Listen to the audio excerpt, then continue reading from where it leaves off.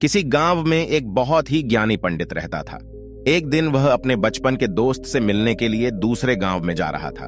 उसका वह दोस्त बचपन से ही गूंगा और एक पैर से अपाहिज था। उस पंडित के गांव से उसके दोस्त का घर काफी दूर था। वहां जाने के लिए बीच बीच में कई सारे छोटे छोटे गांव पड़ते थे। पंडित रास्ते में अपनी धुन में चला जा रहा था। चलते चलते उसकी मुलाकात एक व्यक्ति से होती है। वह भी पंडित के साथ चलने लगता है। उस आदमी को देखकर पंडित बहुत खुश हो जाता है। उसने सोचा, चलो अच्छा हुआ, साथ साथ चलने से उसका सफर आसानी से कट जाएगा। बात की शुरुआत करने के लिए उस पंडित ने उस व्यक्ति से उसका नाम पूछा तो उसने अपना नाम धर्मराज बताया। पंडित को यह नाम कुछ अजीब सा लगा, लेकिन उसने नाम के विषय में कुछ और पूछना उचित नहीं समझा। दोनों धीरे धीरे साथ में चल रहे थे। तभी रास्ते में एक गांव आता है। गांव का प्रवेश द्वार आते ही धर्मराज ने पंडित से कहा, तुम आगे चलो, मुझे इस गांव में एक काम है, मैं तुमसे आगे मिलता हूं। पंडित ने कहा, ठीक है। वह आगे रिश्ते में चल देता है। कुछ देर बाद उस गांव में खबर फैली कि एक व्यक्ति को सांड ने अपनी सींग में फंसाकर मार दिया है। जैसे ही सांड ने उस व्यक्ति को मारा, ठीक कुछ ही देर में धर्मराज पंडित के पास आ गया। फिर दोनों चलना शुरू कर देते हैं और चलते चलते एक दूसरे गांव के द्वार पर पहुंच जाते हैं। उस गांव के बाहर एक बड़ा और विशाल मंदिर बना हुआ था। वहां पर आराम करने की सुविधा काफी बढ़िया लग रही थी। पंडित के दोस्त का घर अभी वहां से बहुत दूर था और रात भी होने वाली थी। तो पंडित ने धर्मराज से कहा, रात होने वाली है, पूरे दिन चलते चलते थक भी चुके हैं और भूख भी लग रही है, तो यहाँ पर भोजन करके यहीं पर हम विश्राम कर लेते हैं, फिर सुबह के समय आराम से आगे की यात्रा जारी करेंगे। धर्मराज ने कहा, ठीक है, मुझे इस गांव में किसी को कुछ जरूरी सामान देने जाना है, तुम भोजन करके आराम करो, मैं बाद में आकर भोजन कर लूंगा। इतना कहकर वह वहां से चला जाता है। लेकिन उसके जाते ही कुछ ही देर बाद धुआं उठता हुआ दिखाई देता है और देखते ही देखते पूरे गांव में आग लग जाती है। पंडित ने हैरानी से सोचा कि यह धर्मराज जहां भी जाता है वहां कोई ना कोई अनहोनी जरूर हो जाती है, कुछ तो गड़बड़ है इस व्यक्ति में। लेकिन पंडित ने रात्रि में धर्मराज से कुछ भी पूछना उचित नहीं समझा। सुबह होते ही दोनों फिर से अपनी यात्रा शुरू कर देते हैं। कुछ देर चलने के बाद रास्ते में फिर से एक गांव आता है।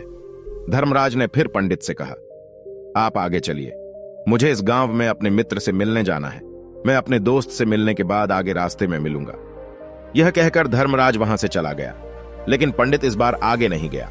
वहीं खड़ा होकर धर्मराज को देखता रहा कि वह कहां जा रहा है और क्या करता है। तभी थोड़ी देर बाद लोगों की आवाज सुनाई देने लगी कि एक व्यक्ति को सांप ने काट लिया है और उसकी मृत्यु हो गई है। ठीक उसी समय धर्मराज फिर पंडित के पास पहुंच गया। लेकिन इस बार पंडित से रहा नहीं गया और उसने धर्मराज से पूछ ही लिया कि तुम जिस भी गांव में जाते हो वहां कोई ना कोई अनहोनी जरूर हो जाती है, क्या तुम मुझे बता सकते हो, यह ऐसा क्यों हो रहा है?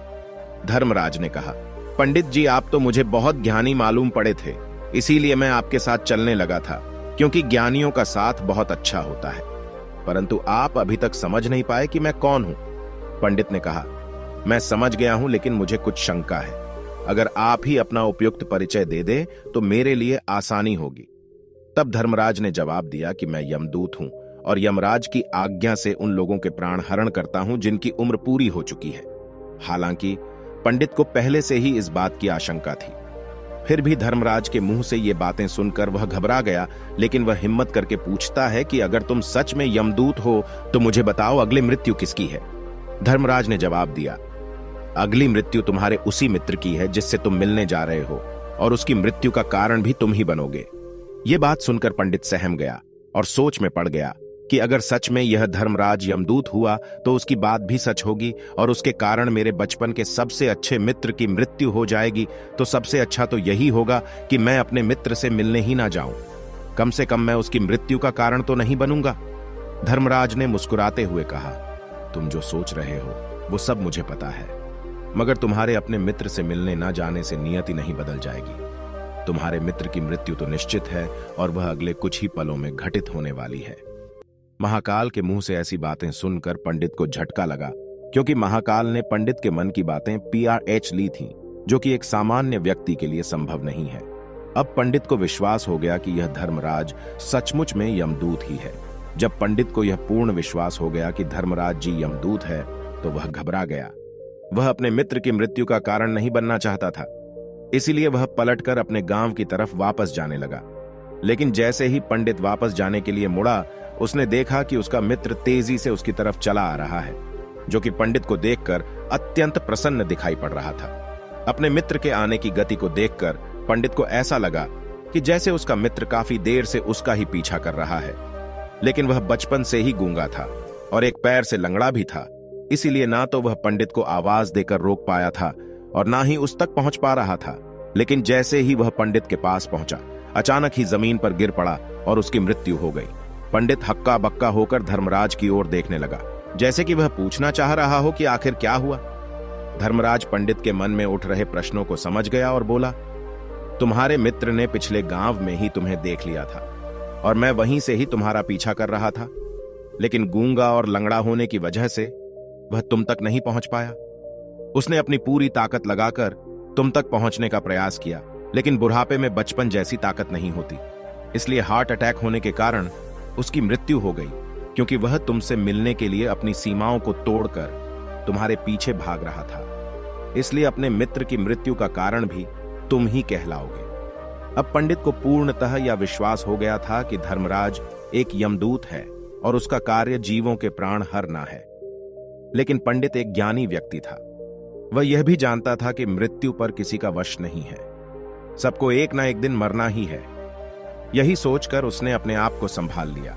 लेकिन अचानक ही पंडित के मन में अपनी मृत्यु के बारे में जानने की इच्छा हुई। इसलिए उसने धर्मराज से पूछा कि जब मृत्यु मेरे दोस्त की होनी थी तो तुम शुरू से ही मेरे साथ क्यों चल रहे थे? यह प्रश्न सुनकर धर्मराज जोर से हंसा और बोला, मैं तो हर पल हर क्षण सभी के साथ चलता हूं, किंतु लोग पहचान नहीं पाते, क्योंकि लोगों के पास अपनी समस्याओं के अलावा किसी और व्यक्ति, वस्तु या घटना के बारे में सोचने, समझने या उसे देखने का समय ही नहीं होता। पंडित ने कहा, तो क्या तुम ये बता सकते हो कि मेरी मृत्यु कब, कहां और कैसे होगी? महाकाल ने कहा, हालांकि किसी भी सामान्य जीव के लिए अपनी मृत्यु के बारे में जानना ठीक नहीं है, क्योंकि कोई भी जीव हो वो अपनी मृत्यु के बारे में जानकर बहुत दुखी हो जाता है। हालांकि तुम ज्ञानी व्यक्ति मालूम पड़ते हो और तुमने जिस तरीके से अपने मित्र की मृत्यु को सहन कर लिया है, उसे देखकर लगता है कि तुम अपनी मृत्यु के बारे में जानकर भी दुखी नहीं होंगे। तो तुम्हारी मृत्यु आज से ठीक 6 महीने बाद आज ही के दिन किसी दूसरे राज्य में फांसी लगने से होगी। और सबसे हैरानी की बात तो ये होगी कि तुम स्वयं ही खुशी से उस फांसी को स्वीकार कर लोगे। इतना कहकर धर्मराज वहां से चला गया, क्योंकि अब धर्मराज के पास पंडित के साथ चलते रहने का कोई कारण न था। इसके बाद पंडित ने अपने मित्र के शरीर का अंतिम संस्कार किया और यथाशक्ति उसके क्रियाकर्म करके अपने गांव वापस आ गया। लेकिन कोई व्यक्ति कितना भी ज्ञानी क्यों ना हो, अपनी मृत्यु के बारे में जानकर दुखी तो होता ही है और मृत्यु से बचने का कोई ना कोई उपाय भी खोजता है। तो पंडित ने भी वही किया। क्योंकि पंडित विद्वान था, इसलिए उसकी पहचान उस राज्य के राजा तक थी। पंडित ने सोचा कि राजा के पास तो कई सारे ज्ञानी मंत्री हैं, वो मेरी मृत्यु से संबंधित समस्या का कोई ना कोई समाधान निकाल ही लेंगे। पंडित यही सब सोचता हुआ राज दरबार में पहुंच जाता है और राजा से सारी घटना के बारे में बताता है। राजा ने अपने मंत्रियों को सारी समस्या बताई और उनसे सलाह मांगी। अंत में सभी ने विचार विमर्श करके कहा, अगर पंडित की बात सही है तो उसकी मृत्यु भी 6 महीने बाद ही होगी, लेकिन मृत्यु तो तब होगी जब वह किसी दूसरे राज्य में जाएगा। यदि वह किसी दूसरे राज्य में जाए ही ना तो मृत्यु ही नहीं होगी। मंत्रियों की यह सलाह राजा को भी सही लगी। इसके बाद पंडित के रहने की सारी व्यवस्था महल में ही कर दी गई और राजा के आदेश के बिना उस पंडित से किसी को भी नहीं मिलने दिया जाता था। लेकिन पंडित कहीं भी आ जा सकता था, ताकि पंडित को यह ना लगे कि वो राजा की कैद में है। परंतु पंडित डर के मारे स्वयं ही कहीं आता जाता नहीं था।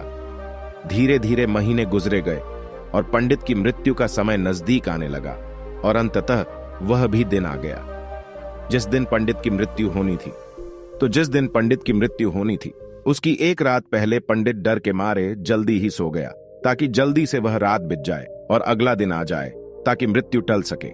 लेकिन पंडित को नींद में चलने की बीमारी थी और अपनी इस बीमारी के बारे में वह स्वयं ही नहीं जानता था। तो फिर राजा, मंत्री या किसी वैद्य को इसके बारे में बताने का कोई प्रश्न ही नहीं उठता। पंडित अपनी मृत्यु को लेकर बहुत चिंतित था। वह पिछले कई दिनों से ठीक है, सो भी नहीं पा रहा था। और नींद में चलने की बीमारी भी तभी होती है जब व्यक्ति ठीक से सो नहीं पा रहा हो। तो उस रात भी पंडित को नींद में चलने का दौरा पड़ा। वह उठा और महल से निकलकर अस्तबल में गया, क्योंकि पंडित राजा का खास मेहमान था। इसलिए किसी भी पहरेदार ने उसे नहीं रोका और ना ही किसी तरह की कोई पूछताछ की। अस्तबल में पहुंचकर वह सबसे तेज चलने वाले घोड़े की पीठ पर सवार होकर नींद में ही अपने राज्य की सीमा से बाहर दूसरे पड़ोसी राज्य में चला गया। इतना ही नहीं, वह दूसरे राज्य के राजा के महल में पहुंच गया। उस महल के पहरेदारों ने भी उसे नहीं रोका और ना ही कोई पूछताछ की। सभी लोग रात्रि का अंतिम प्रहार होने के कारण गहरी नींद में थे। वह पंडित सीधे राजा के सैन्य कक्ष में पहुंचा। जहां राजा और रानी सो रहे थे, वह पंडित वहीं जाकर सो गया। सुबह हुई तो राजा ने पंडित को रानी के बगल में सोया हुआ देखा तो है बहुत क्रोधित हो गया। राजा ने पंडित को कैद करने का आदेश दे दिया। पंडित गिरफ्तार हो गया, लेकिन पंडित तो भौचक्का था। उसे तो कुछ समझ नहीं आ रहा था कि आखिर वह दूसरे राज्य में और राजा के सैन्य में कैसे पहुंचा। लेकिन वहां उसकी ये सब सुनने वाला कोई नहीं था। राजा ने पंडित को दरबार में पेश करने का आदेश दिया। कुछ देर बाद उस पंडित को दरबार में लाया गया। पंडित को देखते ही राजा इतना आग बबूला हो गया कि उसे फांसी पर चढ़ा देने का हुक्म सुना दिया। फांसी की सजा सुनकर पंडित कांप गया, लेकिन फिर भी थोड़ी सी हिम्मत जुटाकर राजा से बोला, महाराज, मैं नहीं जानता कि मैं राजमहल तक कैसे पहुंचा। मैं यह भी नहीं जानता हूं कि आपके सैन्य कक्ष तक मैं कैसे आया और आपके महल के किसी पहरेदार या सैनिक ने मुझे रोका क्यों नहीं। लेकिन मैं इतना जरूर जानता हूं कि आज मेरी मृत्यु होनी थी और वो होनी भी जा रही है। राजा को यह बात थोड़ी अजीब लगी। उसने पंडित से पूछा, तुम्हें कैसे पता कि आज तुम्हारी मृत्यु होनी है? राजा के इस प्रश्न के जवाब में पंडित ने पिछले 6 महीने का सारा वाक्या राजा को सुना दिया और बोला, महाराज, मेरा क्या, किसी भी सामान्य व्यक्ति में इतना साहस नहीं कि वह राजा के सैन्य कक्ष में राजा की उपस्थिति में रानी के साथ सो जाए। राजा को पंडित की बात में थोड़ा तर्क दिखाई पड़ा, परंतु उसने सोचा कि यह मृत्यु से बचने के लिए धर्मराज और उसके द्वारा अपनी मृत्यु की भविष्यवाणी की कहानी बना रहा है। इसलिए राजा ने पंडित से कहा, यदि तुम्हारी बात सत्य है और आज ये तुम्हारी मृत्यु का दिन है, जैसा कि यमदूत धर्मराज ने तुमसे कहा था, तो आज तुम्हारी मृत्यु का कारण मैं नहीं बनूंगा।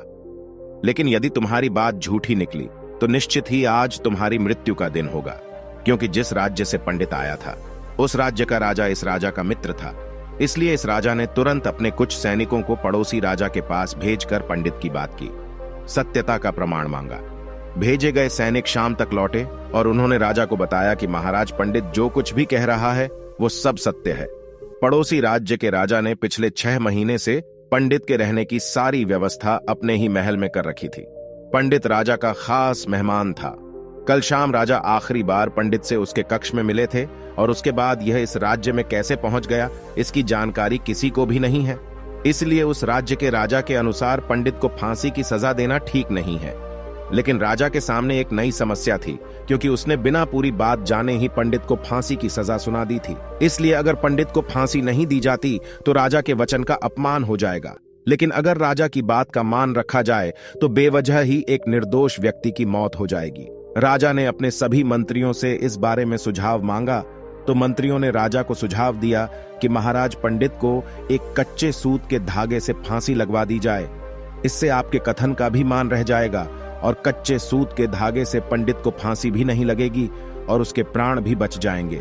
राजा को मंत्रियों का यह सुझाव पसंद आया और उसने ऐसा ही करने का आदेश दे दिया। पंडित के लिए कच्चे सूत के धागे से फांसी का फंदा बनाया गया और नियम के अनुसार पंडित को फांसी पर चढ़ाया जाने लगा। सभी लोग बहुत खुश थे कि ना तो पंडित मरेगा और ना ही राजा का वचन खाली जाएगा। पंडित को भी पूर्ण विश्वास था, ये सूत के धागे से तो उसकी मृत्यु हो ही नहीं सकती। इसलिए उसी पर चढ़ने के लिए तैयार हो गया। जैसा कि धर्मराज ने भविष्यवाणी की थी कि तुम खुद ही अपनी फांसी को स्वीकार करोगे।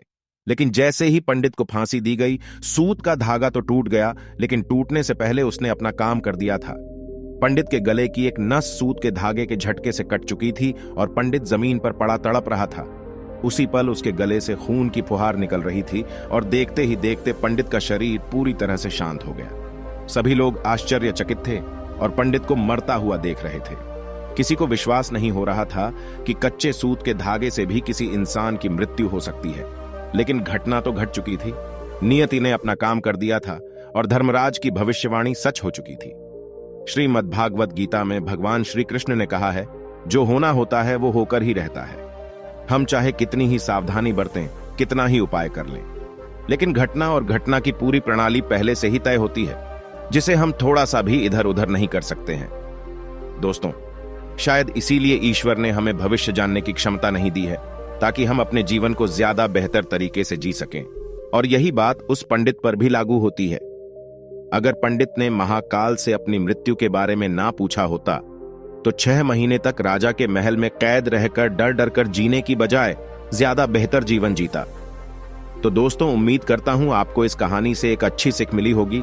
यह कहानी आपको कैसी लगी हमें कमेंट बॉक्स में कमेंट करके जरूर बताएं, और इस वीडियो को लाइक भी जरूर करें, और साथ ही इस वीडियो को अपने दोस्तों के साथ जरूर शेयर करें, ताकि उन्हें भी इस कहानी से कुछ सीखने को मिल सके। ऐसी ही प्रेरणादायक और बुद्धा स्टोरी सुनने के लिए हमारे चैनल बुद्धा वाइज वर्ड को सब्सक्राइब करके बेल आइकन को जरूर दबा दें, ताकि आने वाली अगली वीडियो की नोटिफिकेशन आपको मिल सके। इस वीडियो में बस इतना ही। मिलते हैं अगली वीडियो में। जब तक अपना ख्याल रखिएगा। धन्यवाद।